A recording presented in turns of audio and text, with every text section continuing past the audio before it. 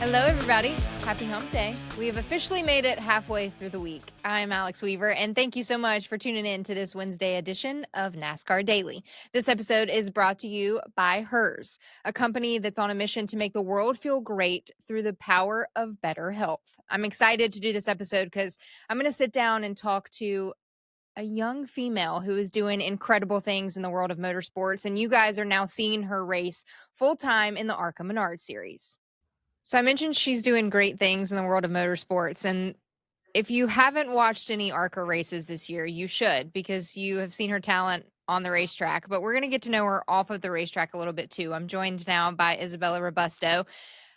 Let's first dive into Phoenix because you were just out west. How'd the race go for you? Well, it started promising. We didn't get any practice or qualifying because it rained all day, so that Crazy. was unexpected for sure. So we started off of points, which I didn't run last year, so it went off of kind of a group of drivers that raced in the car. So I started eighth, which wasn't awful, and ended up getting up into the top five within kind of the first corner, but.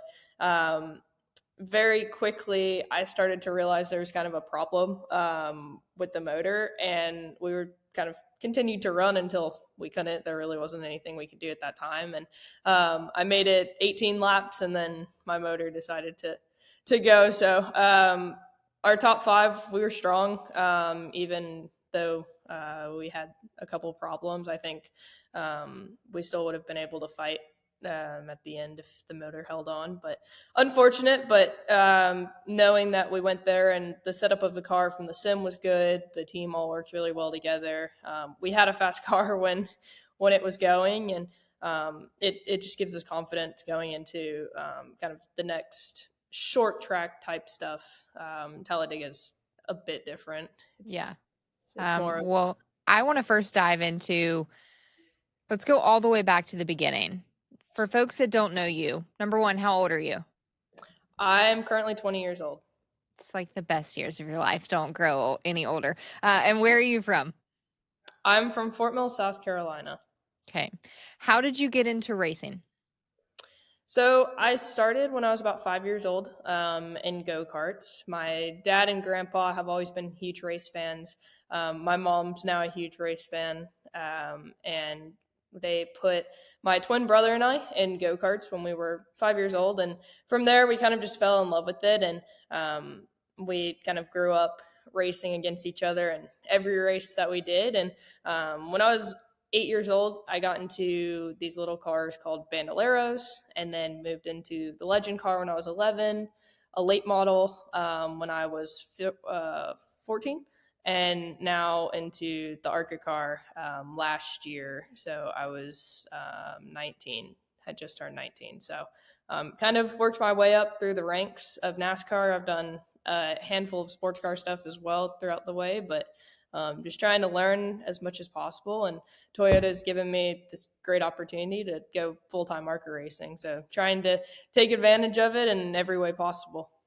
Well, I know you're a race car driver, so I know that makes you competitive. But you just said you were a twin, so I know that makes you even more competitive. Who was born first? Me, I won into life. I beat him into life. I won my first ever race by an hour and a half. So I always make sure I remind him that I'm the older one, even though he's way bigger and taller than me now. I'm still the older one. I feel like that's a must do with twins. You guys have to remind each other who was born first and who's It the is. baby of the group. When you have to share a birthday, someone gets to do it first and have their cake first before the other person. So I love it. Well, full-time racing now for one of the top teams in ARCA. Let's talk about the team, Venturi. I know that you were stepping into a team that has made its presence known in the ARCA garage, but you were new there. So what's it been like coming on with this team and figuring out 2025? yeah, it's been great. I got to do a handful of races with them last year, kind of just to get used to the team. It's basically just a big family. The Venturini family is amazing, and they make you feel really welcome. And it's super confident knowing that you're getting into a car that can run up front consistently throughout the years that it's run. So that just helps kind of with my confidence going into tracks and races that I haven't done before. Just like Daytona, I've never been on a super speedway, but we were right up front the whole time. So the confidence is helping, being with the team like the Venturinis. And there's so many people that you can lean on there, from past drivers that have raced there, all the crew guys, Billy, just on any questions that you have as well, either about the car or track or really anything. They've most likely been through it already once. Okay, so I know you're no longer a teenager. We've officially aged out of your teenage years, but you started racing at a very early age. What is life like for a 20-year-old? What do you do away from the racetrack? Well, right now, away from the racetrack, I'm a full time college student online. Nice. So I go to Arizona State University. Okay. I'm going for an aerospace engineering major. So Hold on, my hold on. Whoa, time, whoa, whoa. That was so cool. Okay, yeah, keep going, keep going. I'm going to ask more yeah. questions, but keep explaining. So my time off the racetrack is basically filled up with schoolwork, lots of math, lots of physics. That's most of it. When I'm not doing schoolwork or racing stuff, I'm normally on my bike. I love cycling. I've got into it kind of over COVID and got to be a part of a team, and that's kind of a way that I go to just clear my head and also get some exercise at the same time. So I'm loving that summer's coming around to where I can go back outside now. Say your major in college one more time. Aerospace engineering. I hope you guys are listening at home. She's literally studying to, if you're not going to be in race cars, you're going to be hanging out with NASA and rockets and doing Well, all the fun stuff there.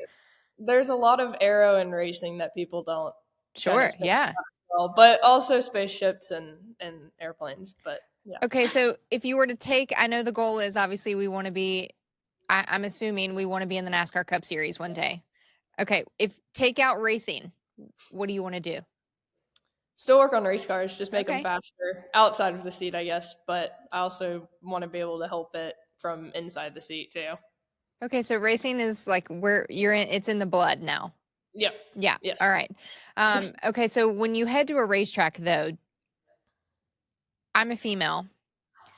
When we walk into the garage, there obviously is not a ton of us. There's definitely more than there were decades ago. How do you feel as far as a driver and you're looking around at your competition and everybody is not a female?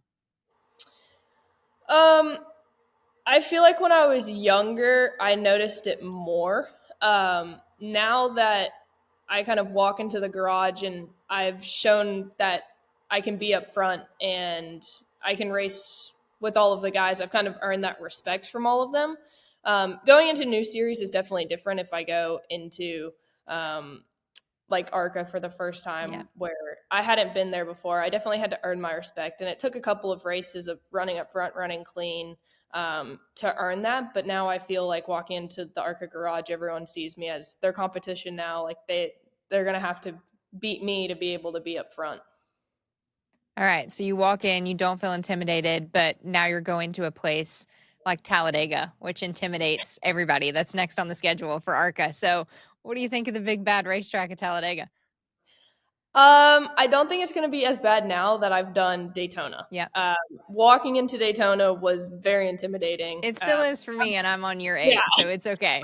I've been there a ton of times from kart week. We raced on the kart track on the inside. I've watched tons of Daytona 500s there, just as a fan, and it's very different when you're going knowing you're gonna be the one out on track that everyone's watching. And Yeah. um, the ARCA practice that we had in January was very eye opening. My first ever lap, I'll never forget just how much you get pushed down into the seat from the G force going through the corner. But the race was an absolute blast. It's basically just a giant chess game, and I love playing chess. And I felt like my spotter and I worked really, really well together, but we just got caught up in a normal Daytona accident. But it has definitely helped with my confidence going into Talladega. I feel really confident knowing that we worked really well together and I was up front for the whole day. Nice. All right. What are the goals for this season? I want to close with that. What are you hoping to accomplish? Goals. Number one is I definitely want to be the first female to win a NASCAR race. I got a pole in Kansas, which I was super Yep. excited about. So I've kind of checked that one off the list, but still want to get some poles. But the main one is going to be that first win as a female for NASCAR. And if we're consistently running up front where we should be, then we'll be in the hunt for the championship as well. We've definitely had a rough start for these first two races of things kind of out of our control, but we're just going to keep pushing. If we finish up front, we should be there in the championship at the end. A few weeks off before we head to Talladega for the ARCA series. What are you doing the next couple of weeks? I'm going to go to more racetracks. I'm going to go watch my brother race in the GR Cup Nice. series, but also probably spend a week snowboarding before all the snow goes away. Isabella, you're just the coolest chick ever. So I hope nobody tells you differently. If they do, you tell them to come find me, okay? Thank you. Thank you. Have some fun. We'll see you in Talladega.